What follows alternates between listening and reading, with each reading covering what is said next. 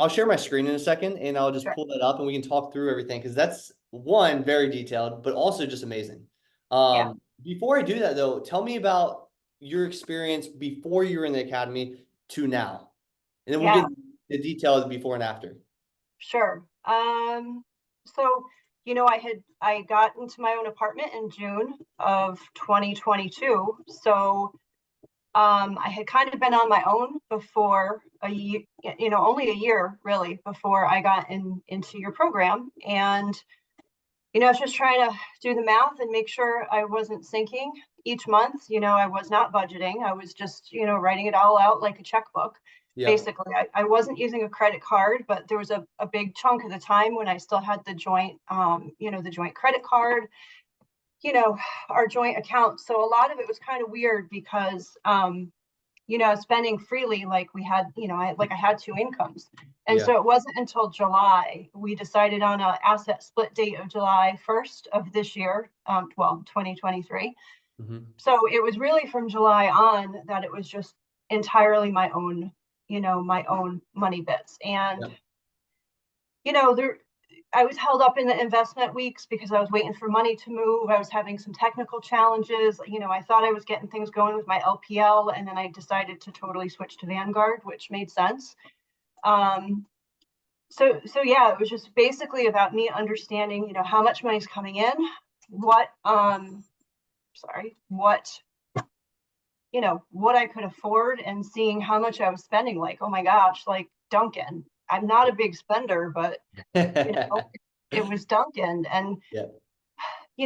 I know when we met before, you said I have an earning problem, not really a spending problem. And when I look at it now, I mean, I just spent all this morning going back over, the budgeting templates. I have like a huge list of where I have improvements to make. I'm super excited for the graduate program. I need to sharpen my skills with the documents. I Yep. still have a few questions, but I need to like really figure out fixing my income, you know? Yeah.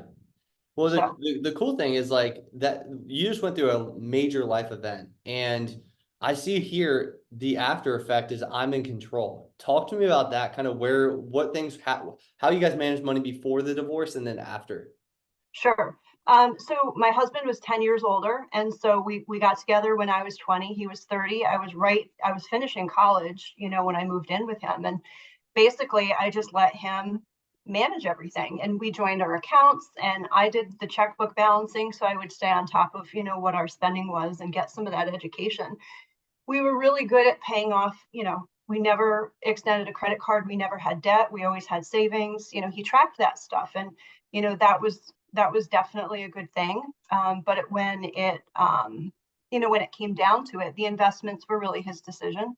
It Sure. wasn't until really a few years ago where I said, hey, I heard VU's really good. Like, can we look into that? And that was in terms of what we were putting my Roth money into. Yeah. Um, What was he so investing in? so it was that AIVSX. You had looked at that at the time when I was looking into making some changes, and you said, it was bad, and Yeah. there's Well, the front, it's crazy because right here you just see the quick fees, two of the millions of fees probably hidden in here, but front loads 575. That's what we kind of talked about the other day. It's like that's insane. And then the expense ratio on top of that's 58 basis points. Not the worst in the world, but a little higher than we typically like. sure, That right there is a pricey fund. right. So yeah, I mean, I never really questioned what he picked. Yep. He was older, wiser. He had been in the job force, career professional for years, and it just kind of went with it. And then, as the years progressed, I found myself trying to educate myself a little bit more, but I always just defaulted to what his decisions were. Sure. Sure. We It didn't. was easy at the time. You could get Yeah, away with it essentially. yeah, absolutely. Yeah. So, I mean, I really have him to thank for setting me up the right way for understanding, hey, we can't have credit card debt. Like, we have to keep saving. We have to invest in our retirement. So we were doing the right things, but at the same time, we were spending freely, not really budgeting, upgrading our electronics, and, we do vacations and stuff. And we weren't like, you know, we weren't huge spenders, but we weren't careful spenders either. I'm sure Yeah. that we could have saved so much in groceries and, stuff.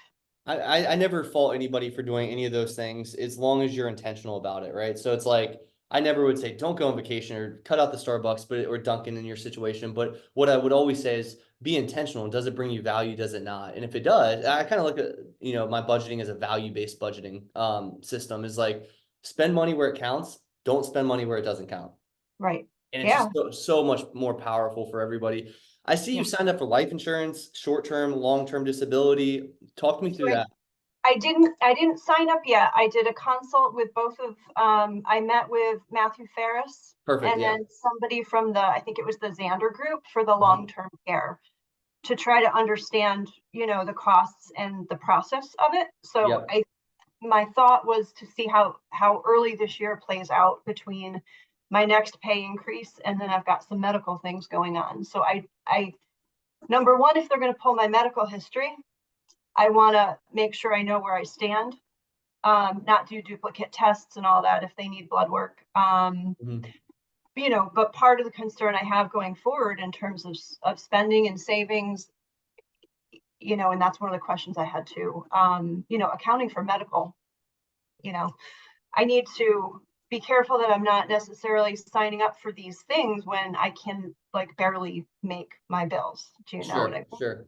Yeah, no, we'll take care of that for sure. I think one cool thing about this academy as well, obviously we'll take care of that in the 7 Figure Club as far as details, but the groups internally, and like you see here, you joined a book club. Talk to me how that is, how that's going for you guys, how many people are part of that, kind of what that relationship's like. That's fun. It's really fun. Gail suggested it. Wendy and I did it for the first time. We both said, "Oh my gosh, like we've never done this before. Let's do it." And then there was one woman who joined. Gosh, and I don't remember her name because I haven't seen her since. She joined and was quiet in the beginning. We talked with Stacy? her. Nope.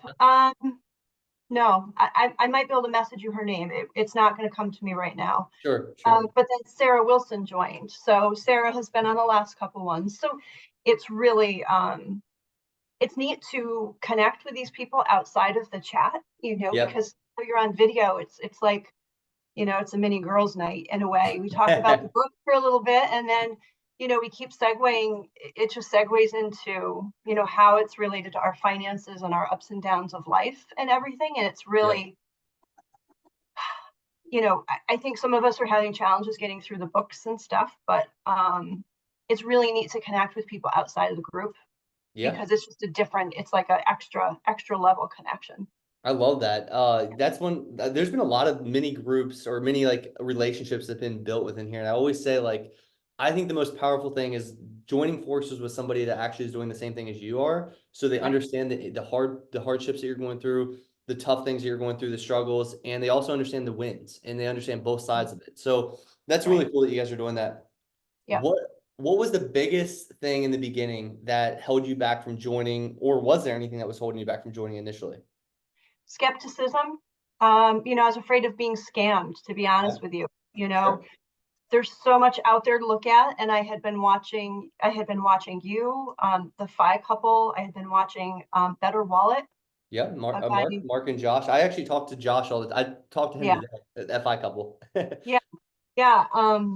And so it took a little while to just get a feel for if it might be the right thing. And I know I've said this before, I'm not a great student. And so part of it was I didn't want to waste anybody's time. I didn't want Sure. to overcommit myself. And then, I had decided to, I joined a few of your free things that you offered through Instagram, I think Mhm. two of them. And at that point, I could see your style and your enthusiasm. And I was like, wow, I really think this will do it.